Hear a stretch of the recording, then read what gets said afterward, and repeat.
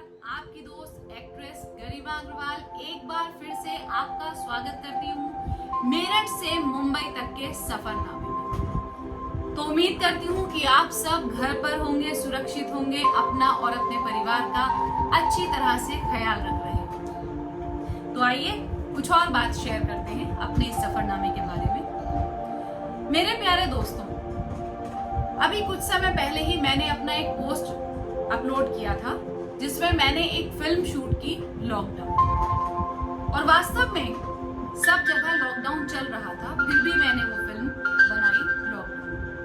क्योंकि दोस्तों, भगवान के आशीर्वाद से मुझे माँ मुंबा देवी ने आशीर्वाद दिया और एक वो लेवल आ चुका है कि मैं अपने ऑडिशन घर से बनाकर भेज सकती हूँ, घर से शूट करके भेज सकती हूँ। इसी तरह से मैंने अपनी फिल्म लॉकडाउन को भी शूट करके घर से ही भेजा था।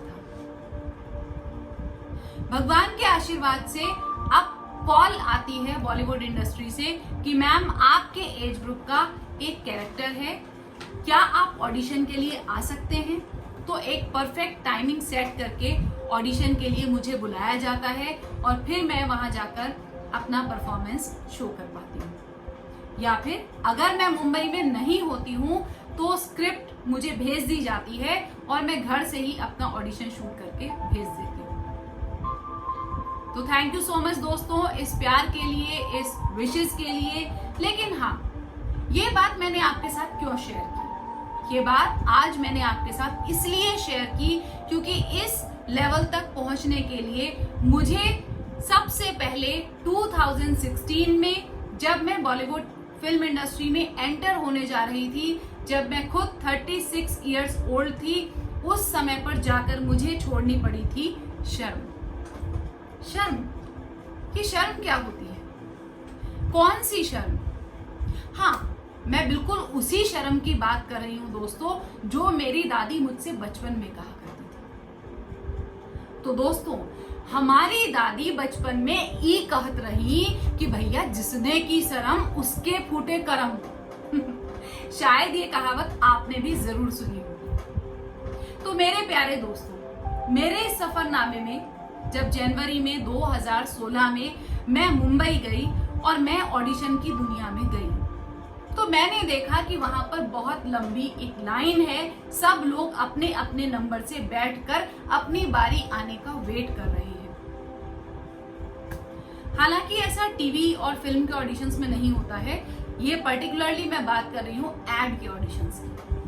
फिल्म और टीवी के जब ऑडिशंस होते हैं दोस्तों, तो वहां पर एक समय में कुछ लोगों को बुलाया जाता है कॉल करके। लेकिन अगर आपको एड का ऑडिशन क्रैक करना है तो आपको उस हब में जाकर अपने आप का नाम क्यू शीट में फिल करना होता है, उसके बाद अपनी बारी आने का वेट करना होता है, और जब आपकी बारी आती है तब आप अपना वो ऑडिशन देंगे। और इसमें कई कई बार 2-2, 3-3 घंटे भी लग जाया करते थे दोस्तों। तो बात है 2016 की। मेरा पहला एड का ऑडिशन था और मैं गई उस एड ऑडिशन के हब में गई, जहां पर हर स्टूडियो में अलग अलग प्रोडक्ट्स के एड के ऑडिशन चल रहे थे। और जब मैंने ये देखा कि अरे बाबा, यहाँ पर तो इतना लंबा क्यू लगा हुआ है, तो मैं घबरा गई। वो मेरा पहला दिन था एड के ऑडिशन का। घबरा क्यों गई? क्योंकि मुझे आ रही थी शर्म, जिस शर्म की मैं आप लोगों से बात कर रही हूँ। कौन सी शर्म दोस्तों? नहीं, मैं उस शर्म की बात बिल्कुल नहीं कर रही हूँ जो हमें बचपन में आया करती थी, जो हमें पब्लिक को फेस करने में आया करती थी। दोस्तों, मैं उस शर्म की बात कर रही हूँ वक्त के साथ जब हम बड़े हो जाते हैं, जब हम जिंदगी में कुछ अचीव कर लेते हैं, तो हम अपने उस स्ट्रगल पीरियड में हमने क्या क्या किया था उससे हट जाते हैं, और जब हमें दोबारा से वही बचपन वाले काम फिर करने पड़ते हैं तो हमें आती है शर्म। शायद इस बात को आप इस तरह से समझ सकते हैं, जैसे मैंने आपको बताया कि मैं इंडस्ट्री में 36 की एज में एंटर हुई, तो मेरे अपने 2 बड़े बेटे हैं। जब भी हम कहीं फिल्म देखने जाते हैं या कहीं भी जाते हैं, तो होता है ना कि बच्चे इनिशिएटिव ले लेते हैं कि मम्मी अरे आप कहाँ लाइन में लगोगी, हम ही टिकट ले लेते हैं। या XYZ कोई भी काम हो सकता है, तो मम्मी पापा को क्यू में लगना ही नहीं पड़ता, बच्चे आगे बढ़ जाते हैं। या जैसा कि आप सभी को मैं पहले भी बता चुकी हूँ अपने पिछले वीडियोस में कि मैं एक स्कूल की मैनेजिंग डायरेक्टर हूँ, तो भगवान के आशीर्वाद से लाइन में लगना शायद कॉलेज के जमाने में ही छूट गया था। तो वापस आती हूँ अपने उस फर्स्ट ऑडिशन के दिन में, एड के ऑडिशन के दिन में, जहां पर एक लंबी लाइन लगी हुई थी और मुझे आ रही थी बहुत ज्यादा उस लाइन में खड़े होने में शर्म।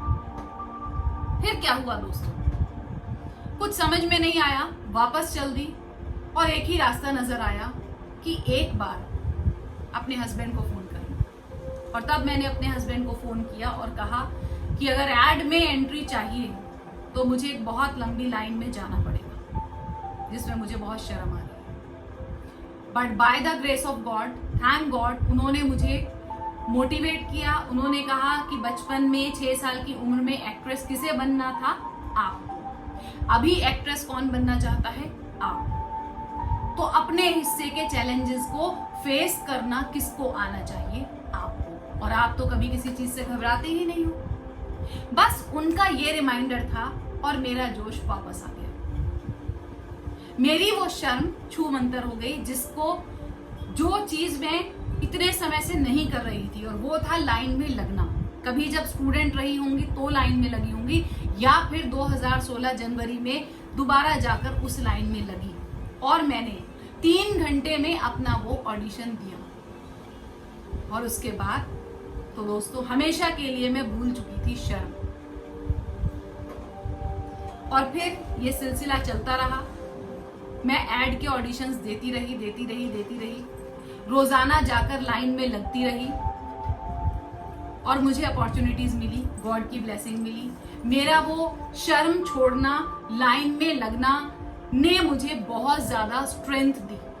और फिर मुझे कोई शर्म नहीं थी कि मैं अब बच्चों की तरह लाइन में लगती हूँ और एड के ऑडिशन को या किसी भी ऑडिशन को परफॉर्म कर पाती हूँ। सो मेरे प्यारे दोस्तों, मुझे ऐसा लगता है कि जब मुझे अपना पहला एड मिला था और वो था इंपीरियल मसाला, उससे पहले शायद मैं 3000 ऑडिशन दे चुकी थी। तो उसके लिए बार बार मुझे लगना पड़ा था लाइन में। तो अगर उस दिन 2016 में मैं अपनी शर्म को नहीं छोड़ती और उस लाइन में नहीं लगती, तो दोस्तों मुझे ऐसा लगता है कि शायद मैं दोबारा कभी एड के ऑडिशन के लिए जा ही नहीं पाती। तो मेरे प्यारे दोस्तों, इन शॉर्ट मैं आपको ये बताना चाहती हूँ कि जब मेरे पास फिल्म इंडस्ट्री की अपॉर्चुनिटी आई थी 2015 में, तो वो तो क्योंकि घर पर ही कॉल आया था, ठीक है, मैं शूटिंग पर चली गई, मैंने फिल्म शूट कर लिया। उसके बीच में 6 महीने का एक गैप भी आया, क्योंकि हम लोगों के अंदर सबसे बड़ी जो चीज होती है वो होता है कंफर्ट जोन। क्योंकि मैं मेरठ की रहने वाली हूँ दोस्तों, फिल्म मिल गई मुझे मेरठ में रहते हुए, और मेरठ के सबसे पास की जगह थी दिल्ली। तो मैंने और मेरे हस्बैंड ने डिसाइड किया कि क्यों ना हम दिल्ली जाकर कुछ ऑडिशंस को परफॉर्म करें और शायद कोई बॉलीवुड में अच्छी प्लेटफॉर्म मिल जाए, अच्छी अपॉर्चुनिटी मिल जाए। 6 मंथ्स में हमने बहुत सारे ऑडिशन दिए, लेकिन एक भी ऑडिशन वर्कआउट नहीं हो पाया। और फिर सोचा कि अगर वास्तव में बॉलीवुड इंडस्ट्री में जाना ही है तो हमें उस हब तक, उस मार्ट तक पहुंचना होगा जहां से पूरा बॉलीवुड चलता है, और वो जगह है मुंबई।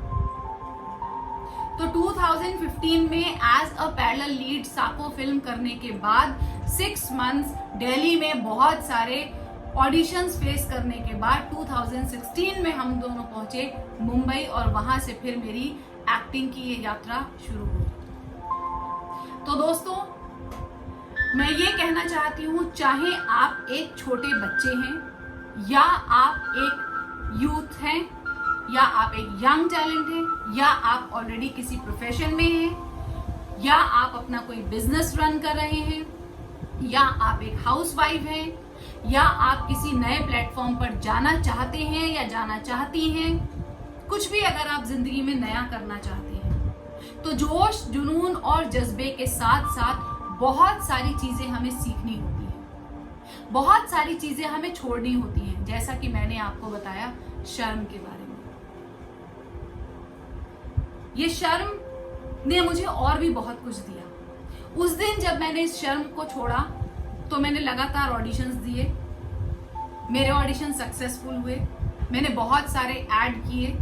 जैसा कि मैंने ऐड का आपको सिस्टम बताया कि आपको लाइन में लगना होता है, तो मैंने Imperial Masala, Tanishq jewellery, Amul curd, Ebix cash, और मुझे याद भी नहीं है कि मैंने कितने सारे एड्स किए हैं, लेकिन सिर्फ ये सब कुछ पॉसिबल हो पाया उस शर्म को छोड़ने की वजह से। And I am really thankful to माँ मुंबा देवी कि आज वो समय आ गया है कि अगर मेरे एज ग्रुप का कोई ऑडिशन होता है तो मैं उसको घर से शूट करके भी भेज सकती हूँ आराम से, और मुझे दोबारा से उस लाइन में नहीं लगना पड़ता। सो गाइस, मेरे प्यारे दोस्तों, मेरा आपको सिर्फ यही मैसेज है कि मन में अगर कोई भी इच्छा है तो उसको पूरा कीजिए, अपने आप को ग्रूम कीजिए, सीखते रहिए, समझते रहिए, आगे बढ़ते रहिए। जल्दी से जल्दी हमें अपनी मंजिल मिल ही जाती है, मिल ही जानी है। और हाँ, मेरे दिमाग में वो बात हमेशा गूंजती है जो मेरी दादी ने कही थी, लेकिन अब मैंने शर्म को बिल्कुल छोड़ दिया और माँ ने मुझे ब्लेस किया और मुझे ये सब कुछ मिला। तो क्या आपको भी शर्म आती है ये बताने में कि आप जिंदगी में कुछ नया करना चाहते हो? तो क्या आपको भी शर्म आती है ये सोच कर कि अगर मैं इस उम्र में कोई नई शुरुआत करूंगी या करूंगा तो क्या होगा, मैं उसके चैलेंजेस को कैसे फेस करूंगा या कैसे फेस करूंगी? तो दोस्तों, इस शर्म को अभी इसी वीडियो के साथ इसी मोमेंट यहीं पर छोड़ दीजिए, क्योंकि अगर कोई चैलेंज है किसी फील्ड में तो वो एक शॉर्ट टर्म पीरियड के लिए, बहुत छोटे से समय के लिए है। जैसे जब मैं इंडस्ट्री में एंट्री ले रही थी तो कहीं से 1 से तो शुरुआत होनी थी ना। अगर मैं ऑडिशन देने शुरू ही ना करती तो आज ऐसा कैसे पॉसिबल था कि मैंने मेरठ शहर में रहते हुए, अपने घर में रहते हुए अपनी पूरी एक फिल्म शूट कर दी लॉकडाउन में। वो पॉसिबल नहीं था। उसके लिए मुझे लगना पड़ा था लाइन में, मुझे छोड़नी पड़ी थी शर्म। सो गाइस, हम शर्म छोड़ेंगे, मेहनत करेंगे, अपने टारगेट पर फोकस करेंगे और आगे ही आगे बढ़ते जाएंगे साथ मिलकर। तो माय डियर फ्रेंड्स, अगर आपको मेरा ये वीडियो पसंद आया हो तो लाइक कीजिए। अगर मेरे चैनल को अभी तक सब्सक्राइब नहीं किया है तो चैनल को सब्सक्राइब जरूर कर दीजिए और अपने फ्रेंड्स के साथ में शेयर करना मत भूलिएगा।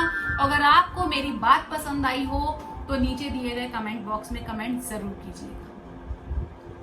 लव यू फ्रेंड्स, एक बार फिर मिलेंगे एक नए मोटिवेशनल वीडियो के साथ मेरठ से मुंबई तक के सफरनामे में। Take care of your